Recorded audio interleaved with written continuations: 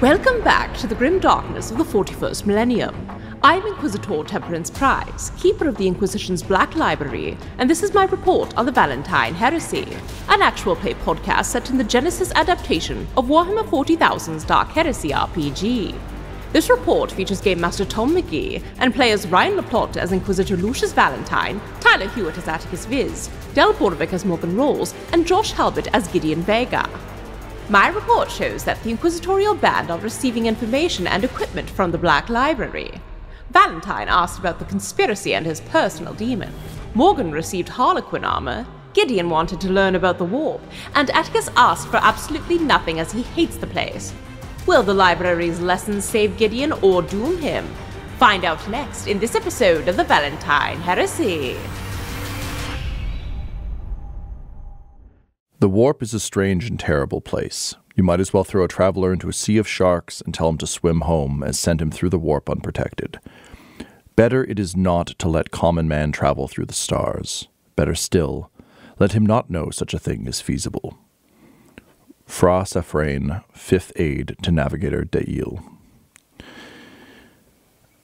You are in the Black Library, deep in the Immaterium, aka the Warp, having fought your way across Triox, defeated some of the powers of chaos on a hell planet, surviving the destruction of Greybridge, and you've arrived here in search of rest, answers, and a pathway to Comra, the dark city of the Drukhari, in order to make your way to Mars and ultimately to Terra to stop the cabal of conspirators from killing our beloved Emperor. Having benefited from the healing powers of the warp a bit, you all had an awkward breakfast of protein bars and a variety of delicacies prepared for your palates by people who do not understand or care about your palates. You've made several quests of the Black Library Infinity Circuit, specifically equipment, which we've already dealt with. Morgan received a new suit of Harlequin armor, restoring her stealth capabilities and giving her a dope new look. Valentyne, you treated with a tremendously awkward Eldari scientist who is dealing with Lizzo Lizardman in order to make her more functional for your current purposes. And Gideon, where we left off, you also had a awkward conversation with the Inquisitor, where the Inquisitor attempted to get inside your head a little bit, not using psychic powers, but just, speech. But Gideon is still rather hesitant to trust the Inquisitor, just given the nature of all of the things he's recently learned, how quickly everything is moving, and the fact that he's well aware that he's always just, 1 inch away from a bullet in the head, and some of what he's thinking might be vaguely not inquisitorially friendly. Mm-hmm. So, with that in mind, you had secretly asked the Infinity Circuit to describe the warp to you, which is where we left off.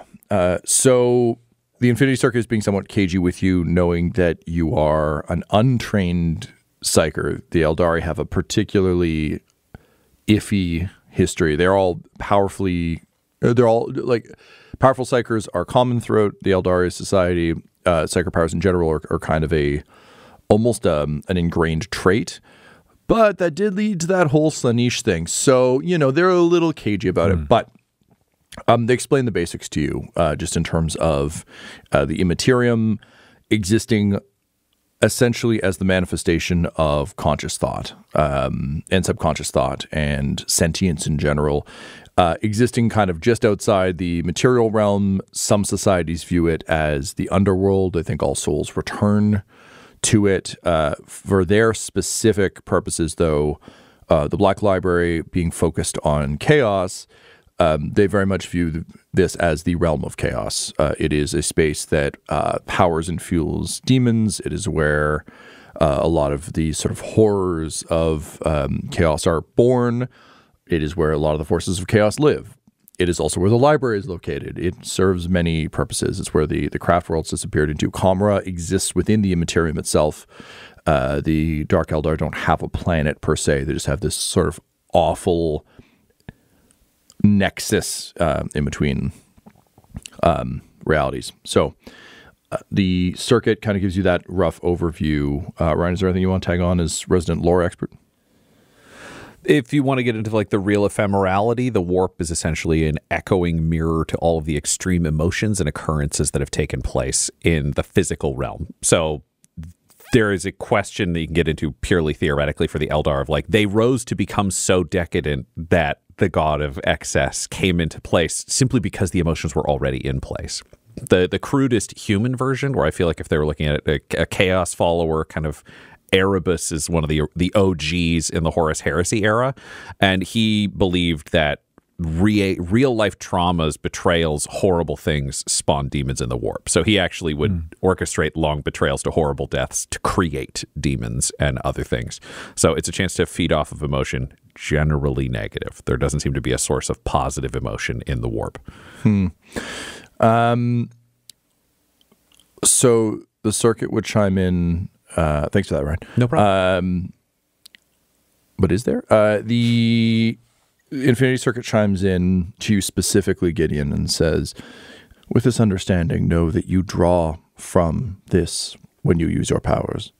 You are a conduit to all of this. What fuels demons, what reflects the emotions, the realities, the traumas of our various peoples, what enabled She Who Thirsts to come into existence, what destroyed our civilization and drove it to the brink, but also what allows places such as this to exist, what allows travel for many of our people. The warp is both tremendously useful and tremendously dangerous. It is neither good nor bad inherently, it just is. You are now a vessel of the warp. You are a finger on a hand, on an arm to something much larger and more terrifying. When you draw upon your powers, know that this is what you are allowing into yourself, and know also, since we are speaking privately, that this is what your Inquisitor will fear. You may not know of the black ships that seek out psychers in your realm. We are unclear as to exactly what their purpose is. We have sought this out for some time. But we do know that they round up psychers, and those psychers are seldom seen again, whether pressed into Imperial service or disposed of in some other way, we are uncertain.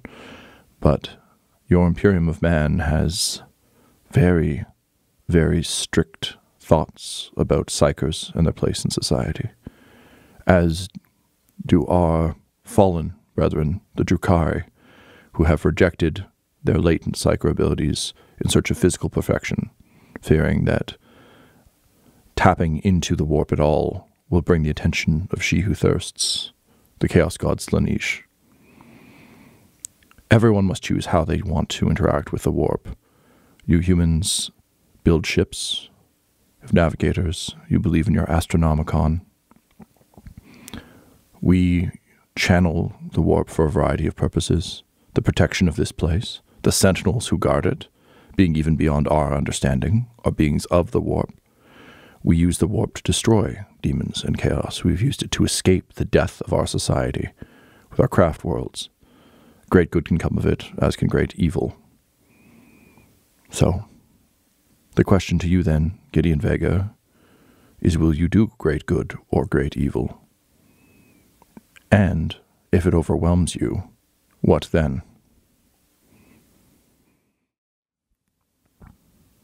How am I supposed to know the answer to these questions? This is so broad. How do I even know to learn? Where do I begin? We have resources that you can access before you go that will allow you a better understanding of your powers and how to use them. We are guessing, of course, for your psychic powers will differ from the way our people would use them, but we have studied human psychers quite extensively. So if your concern is not understanding how to evoke your powers or use them, we may allay that fear. Beyond that, you will have to seek the guidance of your compatriots or dig deep inside yourself. We must confess, our lives are much longer and richer than those brief, flickering moments that humans live. It is very difficult for us to fathom how you can define purpose in such a short amount of time, nor how you could seek understanding or control over powers that have wrought destruction across the galaxy to our people, your people, and other civilizations. Everyone is touched by chaos. None fully understand it or control it. You have but a few brief moments in this galaxy. We can only hope that inside yourself, inside your sense of who Gideon Vega is, there is something that can harness these powers and something that can drive them towards a purpose. And he nods and kind of takes that in, and then, I think would go to kind of step back into the regular conversation, but then he pauses for a second and say, this may be a little off topic, but I have one more question. In the experience of this library in this circuit, what do you know of men who become inquisitors, and what do you know of their ability to hold compassion? And like the Infinity Circuit pauses, says, compassion in our experience is a luxury, similar to a soft bed. It is not unpleasant. It has its place. But those who join the Inquisition do so for a myriad reasons. We have met several Inquisitors in our time. Each has come to us with very different purposes. Some to rob us, some to benefit from our knowledge, some coming to our aid against the forces of chaos that came to our very doorstep. Our experience of Inquisitors is as vast and varied as our experience of any humans. You all burn very brightly for a brief time. It would seem that most of your personalities are a combination of traits that you lean into.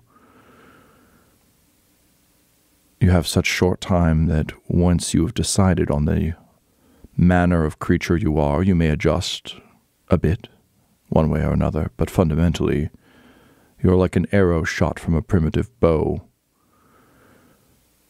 Compassion in an Inquisitor would be an interesting trait. By definition, their job requires them to be rather soulless, to destroy that which they fear or do not understand. If they're seeking answers, asking questions, we would have to assume some degree of compassion.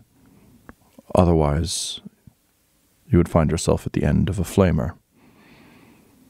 We understand there are different sects, we understand there are different goals, but we also understand that every single Inquisitor we have met is not an avatar of those goals.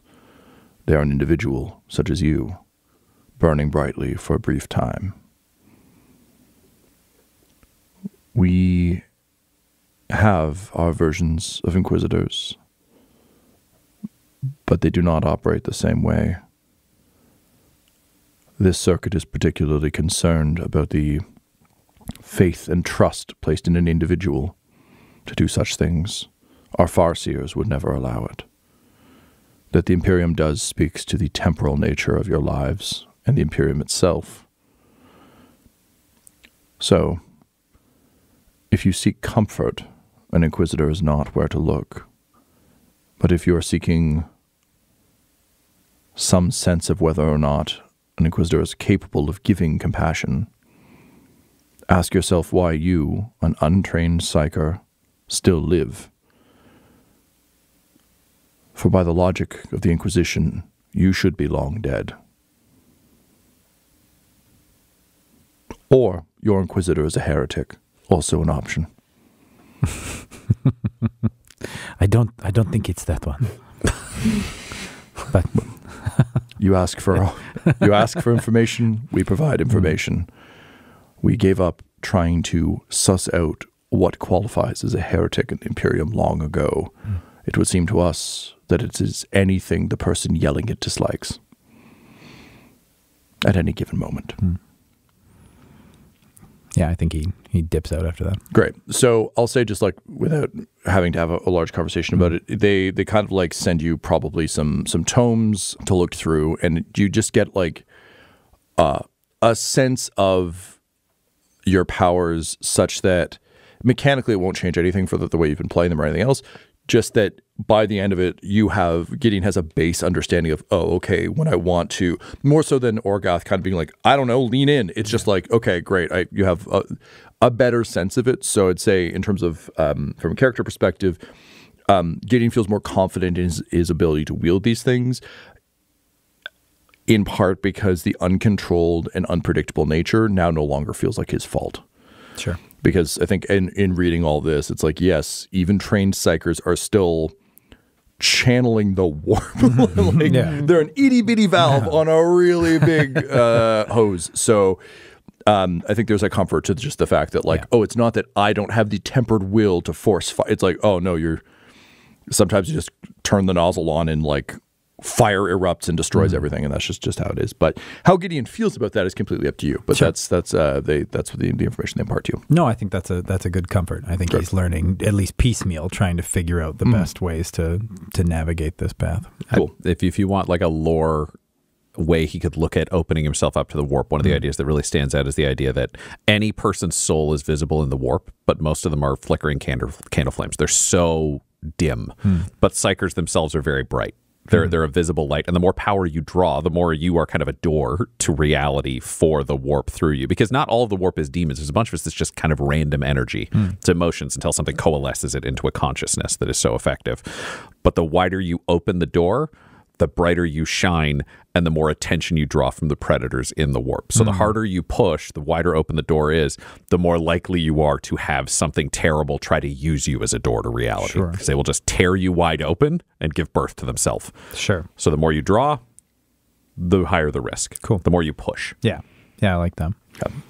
Tom, how long did that conversation take since he's having a conversation in his head? Obviously, books get delivered, but would Morgan have been able to clock him having a conversation in his head by himself?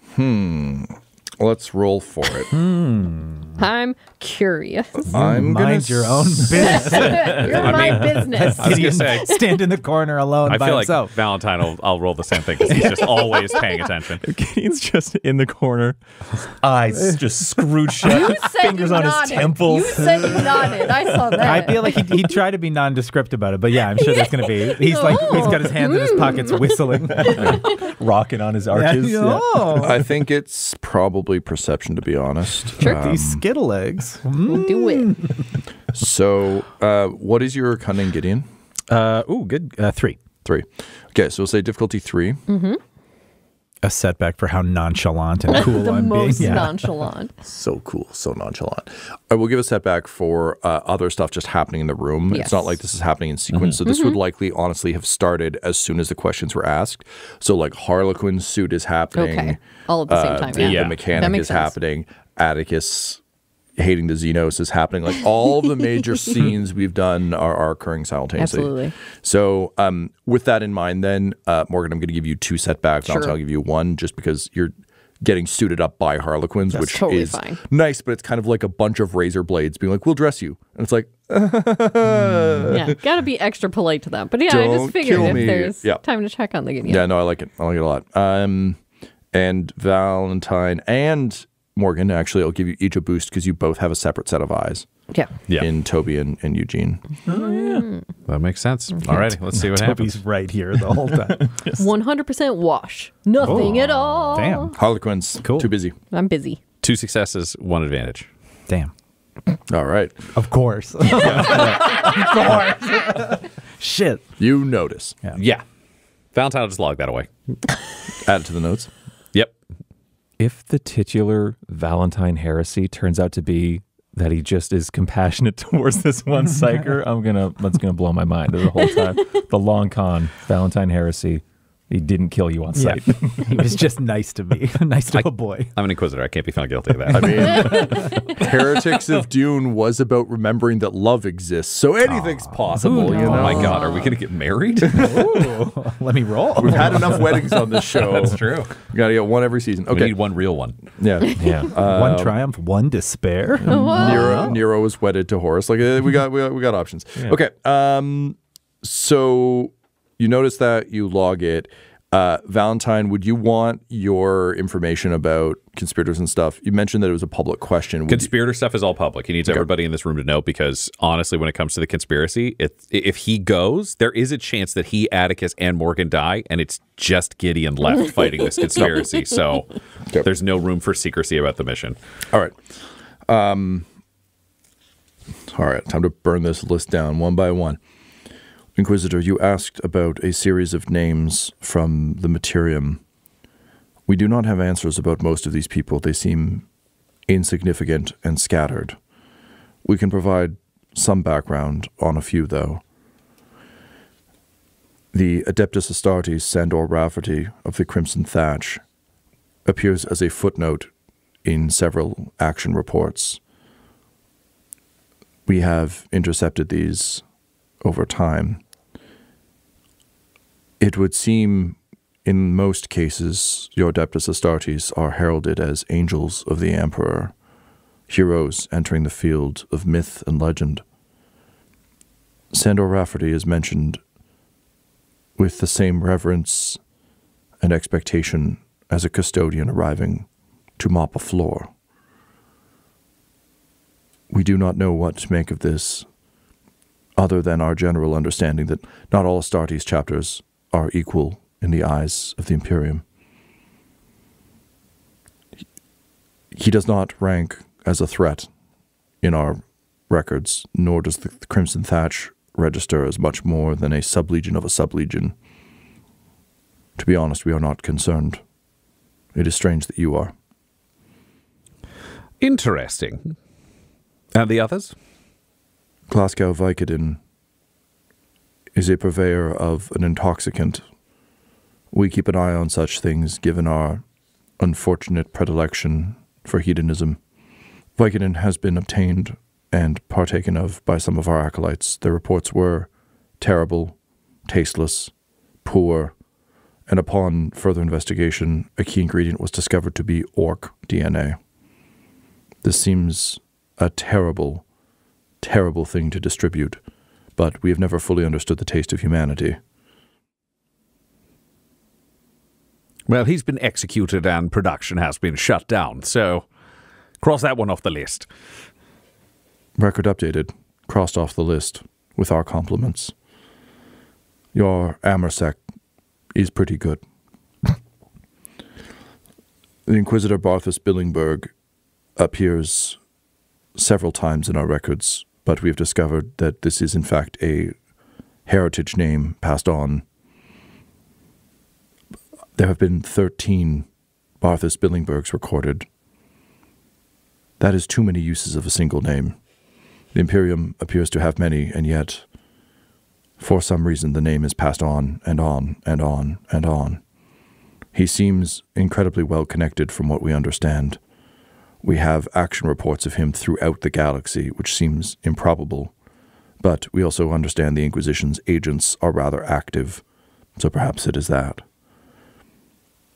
We have been keeping an eye on him for suspected use of our own technology amongst his agents, but we know that is not uncommon in the Inquisition. Yes, he used a network of sub-agents. He's also been eliminated. Records updated. Beyond that, how do you like to say this, fallen Adeptus Astartes, Seneca Alomir of the Spiked Fist. This is a branch of a forgotten tree. We are not familiar with what legion of Space Marines the Spiked Fist broke off of. We have had several encounters with this particular unit in our time. It is small, it is deadly, they are fine warriors, but do not display the same amount of bloodlust as the followers of Khorne and other groups. They seem closer to your Adeptus Astartes in their discipline and their tactics. Perhaps they are not as far fallen from the Emperor as your records would suggest. Beyond this, the only information we have is towards the Eldari himself, Trin Rakai. Trin Rakai was exiled from his craft world some time ago for heretical ideas and preaching. We have our heretics too. His idea to dilute the Infinity Circuit with humans is foolish, dangerous, and could potentially corrupt and poison the infinity circuits human souls are plugged into.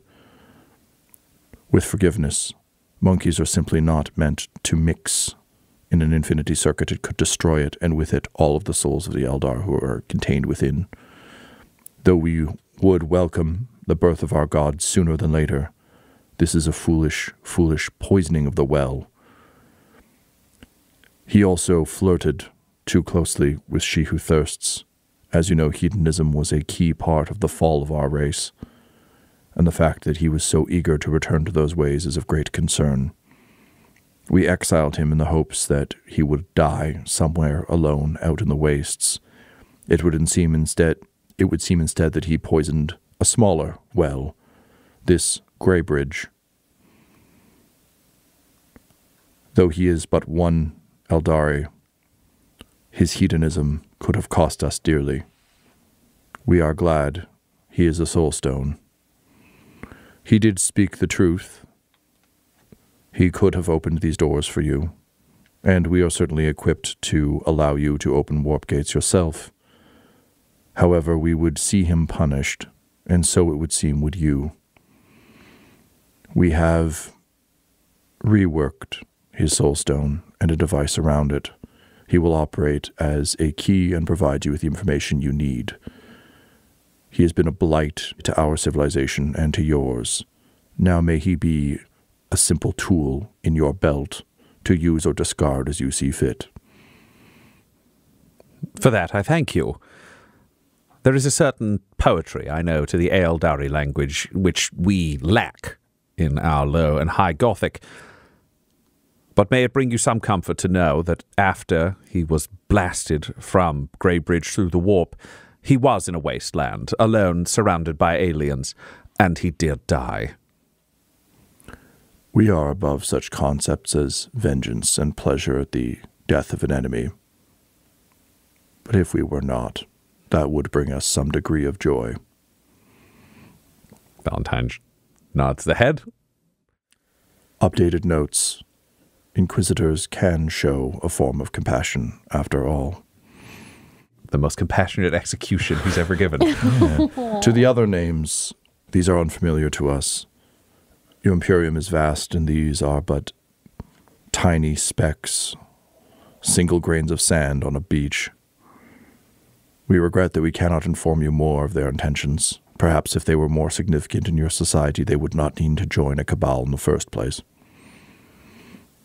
A reasonable assumption, yes. You asked us two other questions. Do you wish these to be... This part's said in your head. Do you wish these to be public? Private. Indeed. Inquisitor Wilhelm Roach is unknown to us. He does not appear in our records.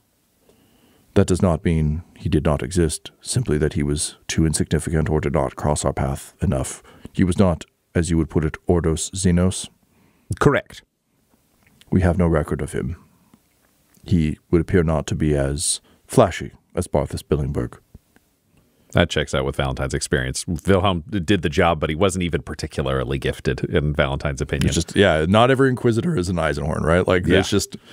It's the Jedi thing where it's like, wow, every Jedi is a Luke Skywalker. It's like, no, there's a bunch of Jedi who just sucked. All those guys in the background of Attack of the Clones being like, I'm here too. Like, whatever. A murderous beat cop. Yeah, exactly. We are, however, concerned about these reports you have shared with us of this woman that you have seen and your compatriots have seen. Of particular note to us, you would have given them like all the information you got on her, right?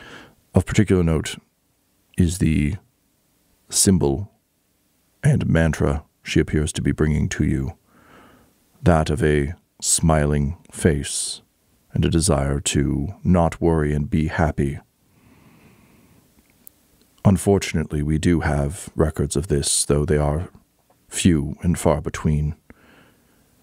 Inquisitor, it is believed that there are no positive emotions within the warp. This is true by and large, but as is the nature of the warp, it doesn't have to be. We have been concerned for some time that a new power of chaos may be growing. We see glimpses of it here and there, and are constantly on the watch. After the birth of she who thirsts, we cannot afford another god to be born that is not ours. The woman you speak of, we believe that she is the early manifestation of a fifth power, one born of hope. In theory, this would be a wonderful thing. Our fallen civilization could certainly use some of that, as I believe could yours, given the state of your emperor. But chaos feeds on high emotion, and to hope that things will get better will lead to an incredibly powerful god, indeed. The forces of chaos do not need to respond to the wishes or desires of the mortals that birth them. They will simply use them as fuel. This god, if indeed she is that, is in the process of forming. She is not here. The other chaos gods certainly would be making a much larger stink about it, if indeed she was. But if she is forcing her way into this reality, you must stop her. We understand your mission to save your emperor. Stopping the god of hope from rising may be more important in the long run. If you do not believe us, and if they could gesture around here, look at the fact that we are a bunch of disembodied voices in a wall. Your civilization could fall just as easily from the rise of another god born of humanity. The return of Gilliman, the return of the other Primarchs, the rise of your new Marines, all of this gives hope to your Imperium. And in the grim darkness of this world, hope is a dangerous thing. We suspect that you, somehow, are being visited by Pandora, the goddess of hope. You will forgive us, Inquisitor, but given that we are in your head, we understand your own mantra. The things you receive are gifts from the Emperor, the trials, the hardships. You yourself carry an air of cheerfulness that is at odds with the way you present yourself most times. We do not attempt to understand how humans emote, but you seem not to emote. And yet, your mantras are those of cheerfulness, of moving forward, inspiring those around you to do the same. This nascent goddess is like a parasite attached to you. Inquisitor, we do not know why. Well, because of the Emperor. Forgive us, we cannot thinly smile, but know that that is what we are doing. Then fine, your Emperor has gifted you with a new challenge. Kill a god of chaos before it can be born. You may want to investigate your own Inquisitor. It would seem your personality and this god are rather too convenient for our tastes to have just fallen in together. The warp is vast and you are not a psyker, so the fact that she found you is deeply concerning to us, as it should be to you. This is the information we have. And I have received it. Wonderful. Have you any other questions for us? No. Excellent. We have one for you. The silent large one, champion of humanity, murderer of the Astartes. You will forgive the crudeness of this, but his shield looks like garbage. Correct. It is heavily improvised. Is it a chalkboard? It was at one point, yes. Humans are nothing if not resourceful. May we replace it for him. A hero such as he deserves more. Yes. Yes, if it will be an improvement over the chalkboard, I wholeheartedly endorse it. A stiff breeze would be an improvement over a chalkboard. We will have one delivered. some of our songs and stories speak of heroes such as he, in the off chance that he bears some sliver of heroism such that we would sing of, he deserves to have protection. Plus, anything that removes the Adeptus Astartes from this galaxy is pretty okay by us, if you will forgive the sentiment. I wholeheartedly agree. You know, they didn't specify Chaos Marines. Valentyne doesn't care. Fair. He likes that it works for him because the Inquisition has a lot of conflict with Space Marines over one's career and as, an organization. They don't like taking orders. That's the gig of the Inquisition. Great. So the circuit shuts down, and moments later, like a couple of acolytes come in. You can tell this is the cooking show thing. Where it's like, all right, we're just going to put this in the oven. Oh, no, look, here's one that I finished earlier. Like, they clearly built this thing in advance, being like, we can't. This deeply offends the library. So they deliver the shield to you, not to Atticus, because he's still, pulling a pouty, crossed arms on the wall. Yep. Kind of like slams it, like, not slams it like angrily, just it's fucking heavy. So like they clank it down in front of you and then just bow and disappear.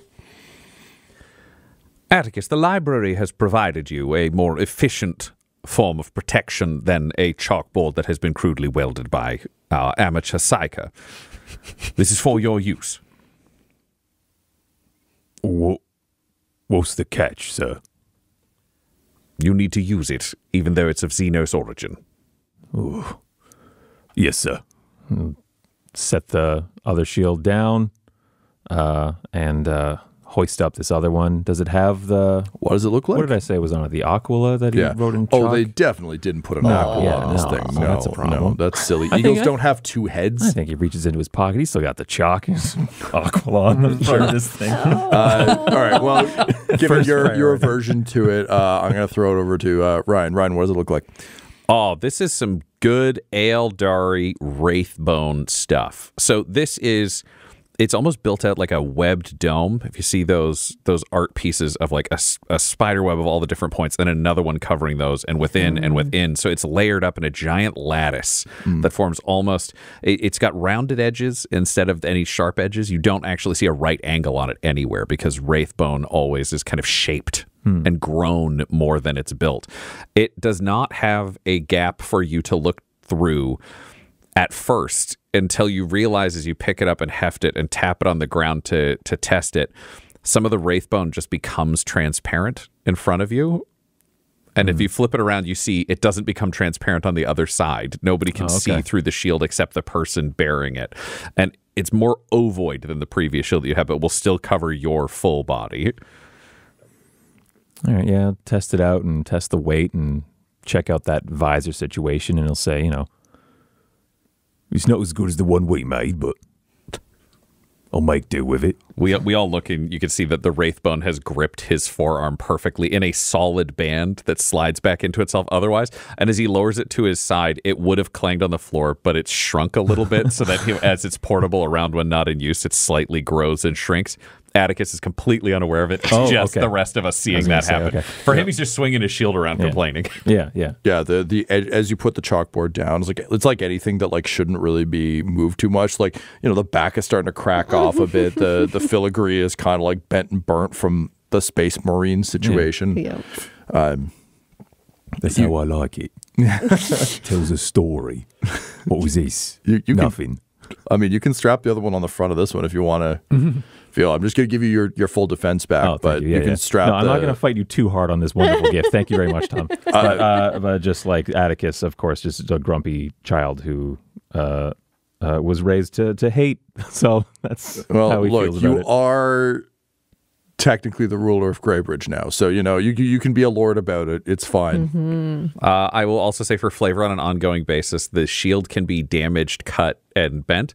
It will regrow overnight. So every morning it shines with no sign of damage to it because the Wraithbone puts itself back together. I know. I know.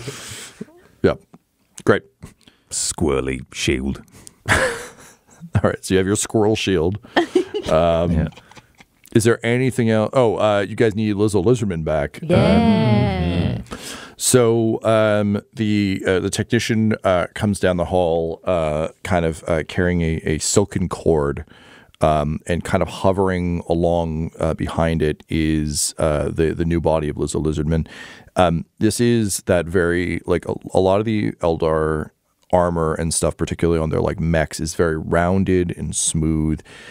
So this thing almost looks like a floating, like, smooth shell. Just kind of coming out. It has grav repulsors kind of up the sides, along the back, but with sort of armored plating. A couple of kind of greenish gems, almost in the position where eyes would be, but a little bit lower, that kind of glow faintly. And it has, I assume he would show you kind of mechanically. It can do those matrix cables, so just like the cables that can go like taut or loose and kind of recoil back in. So it doesn't have arms or legs, but it has like little gimbal things. It has those little like spiky little grippy hands if it needs anything. It's like mini Doc Octopus arms. Yeah, exactly. Yeah, so like mini Doc arms, and otherwise, again, just a fairly smooth exterior.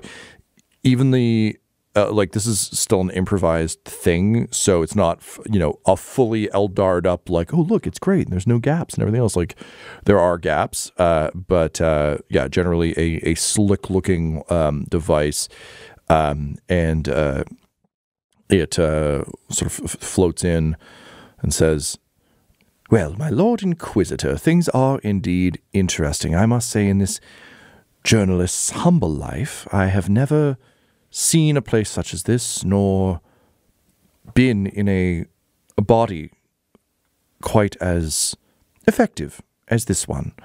I look forward to serving the Inquisition as I once served my faithful readers, and if you do have any questions about my erstwhile creator or our time on Greybridge, I would be certainly happy to enlighten you. It would seem now that with the assistance of my humble technicians here, I have access to things I did not previously.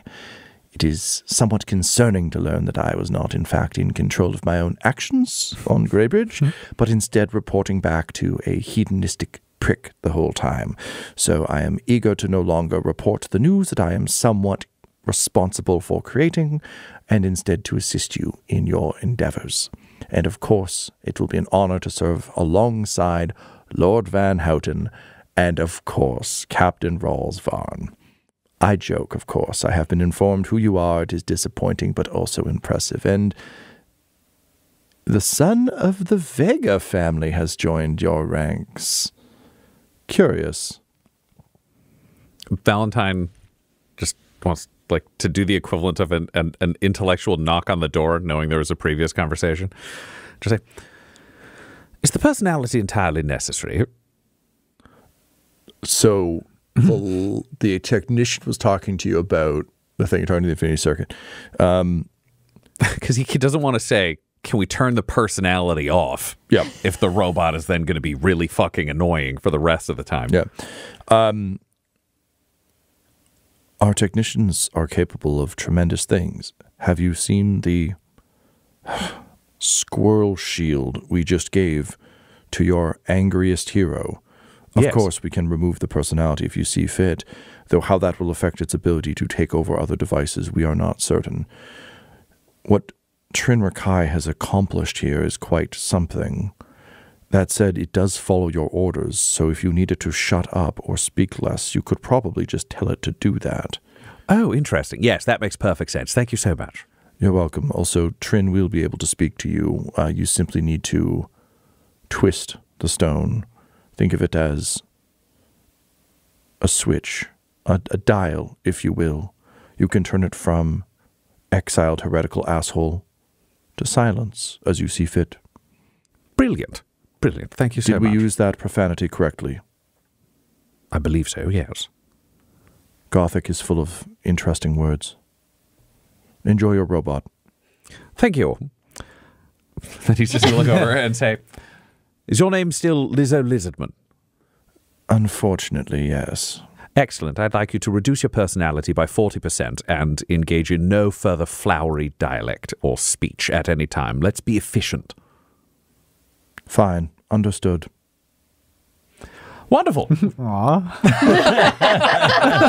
I liked Lizzo Lizardman. And so died Lizzo Lizardman. This episode of the Valentyne Heresy features the voices of players Ryan LaPlante, Tyler Hewitt, Josh Halbert, and Del Borovic, alongside Game Master Tom McGee. This episode was edited and mixed by Laura Hamstra, and the Valentyne Heresy's artwork was created by Del Borovic at delborovic.com. That's DELBOROVIC.com. Our theme song is The Hordes by Megan McDuffie, and our ad breaks use the tracks No Control and Chiefs by Jazzar, JAHZZAR. All of their music is available at freemusicarchive.org. For all things Dum-Dums and Dice, including merchandise and how to join our Patreon, you can visit dumdumdice.com or find us on social media at dumdumdice. That's DUMBDICE. Ave Imperator, and death to all the heretics. Dum-Dums and Dice has to give a special thank you to the supreme beings of our Patreon at this time: Christopher Little, George Dolby, Gavin and Abby McDonald, Fire Unfriendly, Grandma Likes D&D, Alan, Stabby Stranger, Glitch Trick, Flynn1138, Alarain Okapi, Schrodinger's Pepper, Madre de Gatos, Lady Maiden, Nithrian, Garbo Ape, Sam Schaefer, Waffle Marine, Dagger Rain, Rob L, Dia De Los Hoodless, Squishy Werewolf, Remy Funky Head, Accent Therapeutic Services in Florence, Kentucky, Lael, Shulzari, The Long Family, Jordan Oliver, Richard Wright, Brittany Fenwick, Alex Parr, Dragonfly, Megan Werner, A Man Out of Time, Curtis at FingerTechRobotics.com, Panda24NN, Shendra D, Your Homeboy Bones, Ellis Hatch, Odigenous, Beef Not Cheese, Kai Koa, Squire Solaire, Sandy Sassy Pants, Adam, Amira Lockhart, James Molina, Nick Hemsing, Alex LaFountain, Mickey Blake, Seth Cambron, and Jill and Noel LaPlante. If you want your name to be added to this list, you can join our Patreon too at patreon.com/dumdumdice. Thanks to them, and a little bit of thanks to you.